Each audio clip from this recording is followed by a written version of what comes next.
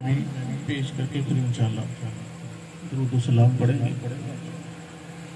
असल में महफिल है इसाले सवाब की। क्या इसाले सवाब करना चाहिए?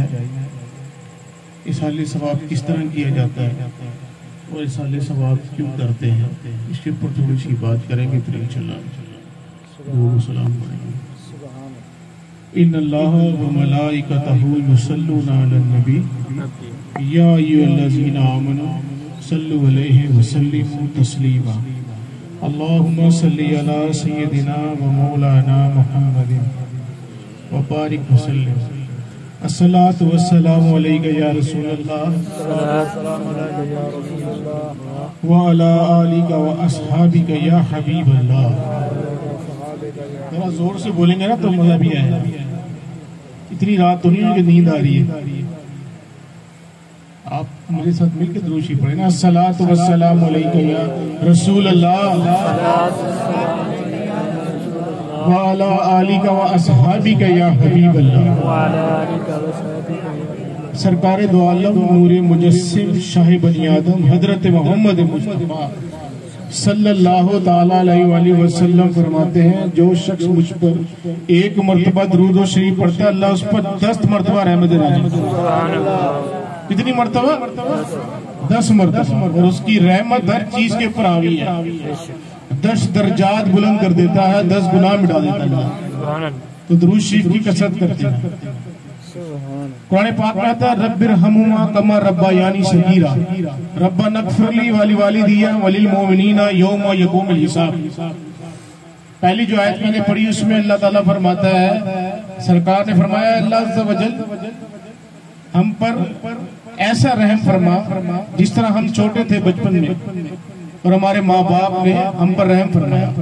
हमारे माँ बाप पर भी ऐसा रहम फरमाया जैसे हम बचपन में थे और उन्होंने हम पर रहमत की, हमसे मोहब्बत की, हमारे वालिदैन के ऊपर। और फिर रब्बना ग़फ़िरली वालिदिया वलिल मोमिनीना यौमा यक़ूमुल हिसाब। अल्लाह अज़्ज़ा वजल हमारे वालिदैन को यौम हिसाब वाले दिन बख्श दे। ये माँ ये बाप होते कौन है, इनका मकाम क्या है, ये थोड़ा सा बताना है।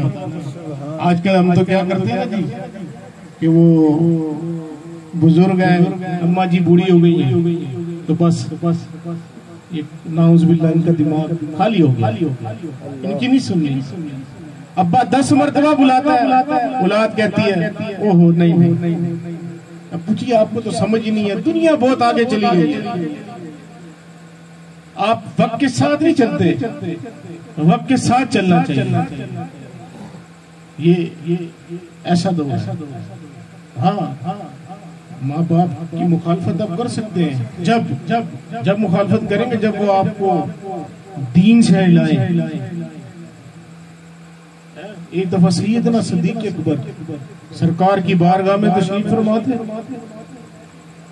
उनके वालिद मोहतरम आ गए, हुज़ूर की बारगाह में हाजिर हुए, कहने लगे, या रसूल अल्लाह, आज सिद्दीक़ अकबर ने मुझे थप्पड़ मारा है।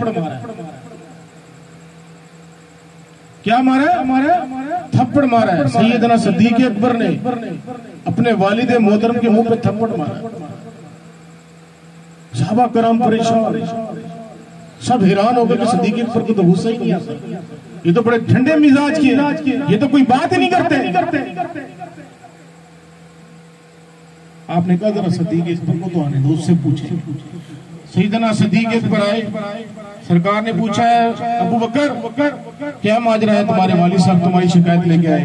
आपने फरमाने लगे, यस सैयदी या मुर्शिदी फिदा का अब्बी व उम्मी या रसूलल्लाह, आप पर मेरे माँ बाप कुर्बान हो। ये मेरे वालिद मोहतरम है, दुनिया की जो मर्जी बात कर ले मुझे बर्दाश्त हो सकती है। मेरे भाई की बात करे बर्दाश्त करूंगा, दुनियादार की बात करे बर्दाश्त करूंगा, लेकिन अगर आपके बारे में बात करेंगे कि गर्दन भी उड़ा खाली बातों से नहीं, गुफ्तार के गादे नहीं, किरदार के गादे। कहना बड़ा आसान है, या रसूलल्लाह मैं सर तन से जुदा कर देता,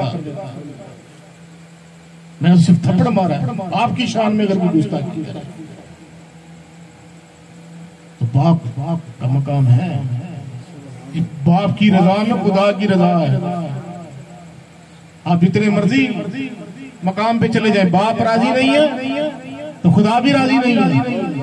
माँ के कदमों तले जन्नत है, लेकिन बाप के बगैर तो तू पैदा ही ना होता।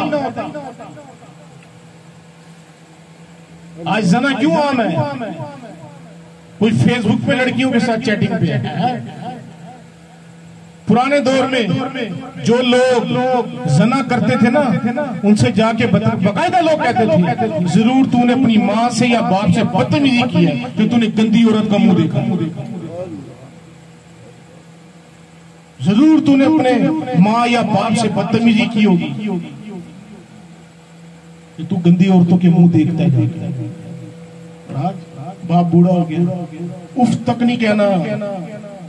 अली फरफे दो अल्फाज है। माँ अगर नाराज हुई, बाप अगर राजी ना हुआ ना, किसी बात पे अब्बा जी सख्त हो गए। कोई बात कह दी और आपने आगे से कह दिया हूं उफ, ये भी दो अल्फाज है, इसकी भी पकड़ा। पैरामीटर स्टैंडर्ड वही है कि दीन के अंदर उनकी नहीं सुनी जाएगी। मजहब के लिए मजहब दीन या दीन इस्लाम पर कमियां कोताहियां होती हैं।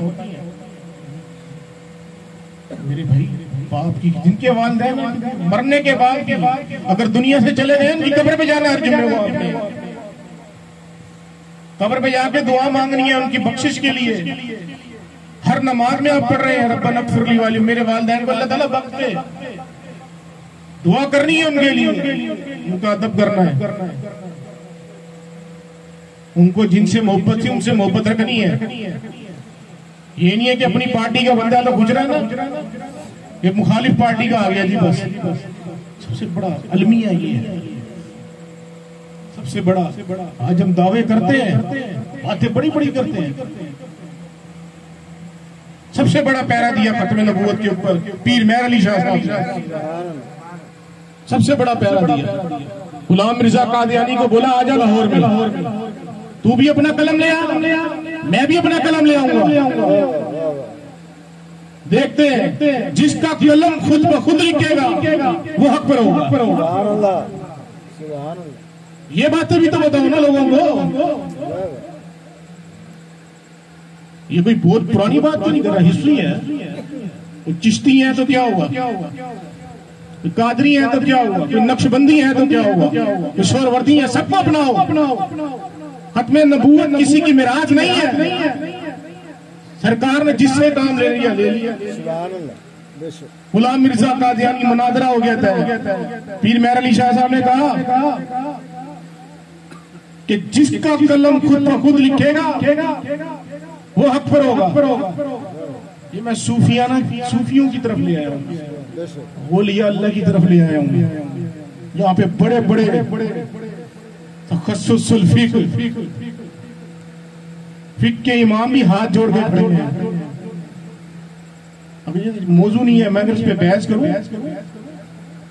फकीर की जब निगाह पड़ती है ना किसी के ऊपर, वो आते ही वो बंदा बाद में आता है, उसका बायोडाटा, उसका अमालनामा फकीर वलीउल्लाह के सामने पहले पेश हुआ था, किस नियत से आगे बैठे। इसलिए कहा है फकीर की बारगाह में दिल को भी संभालो, जुबान को भी संभालो। मैंने बोलना क्या है। लोगों ने कहा सैयदी या मुर्शिदी पीर मेहर अली शाह साहब, आपने तो वो गुलाम मिर्जा कादियानी नहीं आया, भाग गया, मनाजरे से फरार हो गया। लाहौर में मनाजरा था, पूरी दुनिया इकट्ठी हो गई। लोगों ने कहा सैयदी या मुर्शिदी जे मिर्जा आ जाना है ना, मुरीदों के दिलों में तो होती है ना। सरकार अगर मिर्जा कादियानी आ जाता तो फिर क्या आपको कलम लिखता? ये छोटी बात नहीं थी। आखिर आपने इतने यकीन से कैसे कह दिया कि मेरा कलम खुद ब खुद लिखेगा? उन्होंने कहा मिर्जा आया नहीं, फरार हो गया। अगर मिर्जा आ जाता क्या आपका कलम लिखता? आपने फरमाया, पीर मेहर अली शाह साहब के अल्फाज है, कहते मैंने ऐसे नहीं कह दिया, प्यारे मोहम्मद मुस्तफा ने खुद फरमाया था, मेहर अली उठ जा, ये कलम खुद ब खुद लिखेगा। जितने मर्जी नारे मार ले, जितनी मर्जी तकरीरें कर ले, जितनी मर्जी बातें कर ले, जब तक सूफिया वलीउल्लाह की बारगाह में जाकर दिल को साफ नहीं करेंगे ना, बाद में असर भी नहीं होगा। हाँ, हर तंजीम, हर पार्टी, हर बंदा अपने काम पे लगा, अच्छी बात है, लगे। तब्दीली आ क्यों नहीं रही? हम सिलाफ को कह रहे तबाही, ये तबाही नहीं है। मदद करने पहुंच जाते हैं, ये नहीं सोचते कि मेरे भाई ये मसला आया, हुआ क्यों? भाई दरियाओं के किनारे किसने कहा है घर बनाओ, घर बनाओ? जब गलत जगह घर बनाओगे, ये पानी रहमत है हमारे, हमने कदर नहीं की। कदर करते जाम देखते हम घर बना लेते, गवर्नमेंट ने ज्यादा देना दे, जब सैलाब आता सारे इमदाद को पूछे तू हमें मंगाए, बनाए भी नहीं। मदरसे में बच्चा पढ़ रहा है, आलिम बन रहा है, सब कुछ बन रहा है, एंड क्या है? 5,000, 6,000 तक, 7,000 तक वही मिल जाए। भाई आप और मैं आज सोचते हैं अपने बच्चे को आलिम बनाओ, वो आलिम तो बन जाएगा, खाएगा कहां से? सबसे बड़ा मसला ये इसके ऊपर आना है। हमने तालीम दीनी भी दुनियावी भी दोनों तालीमात को लेके चलना। हाँ, और सूफिया की बारगाह को नहीं छोड़ना। औलिया अल्लाह, हर किसी की कदर करो। आप यकीन माने हमारी तरबियत में भी नहीं है ये। हमारे वालिद साहब फरमाते थे किसी का भी पीर आए उसमें अपने पीर को देखो। किसी भी मसलब का, किसी भी सिलसिले का पीर आए, ये समझो उसके हाथ इसलिए चूमो जाके, ये समझो कि मेरा पीर है इसके अंदर। बेशक आज आप यकीन मानो ये तमाशा ज्यादा है। मेरी टोली रहता, तेरी टोली रहता, ये मेरे आले, ये तेरे आले, ये चिश्ती हैं, ये कादरी हैं, ये सोरवर्दी हैं, ये नक्शबंदी हैं। बस हमारे पीर साहब आएंगे तो हम आएंगे। तो पीरों ने भी तो बेड़ा कर मसला के आले सुन्नत का जितना बेड़ा कर इस दौर के पीरों ने किया ना, किसी ने नहीं किया।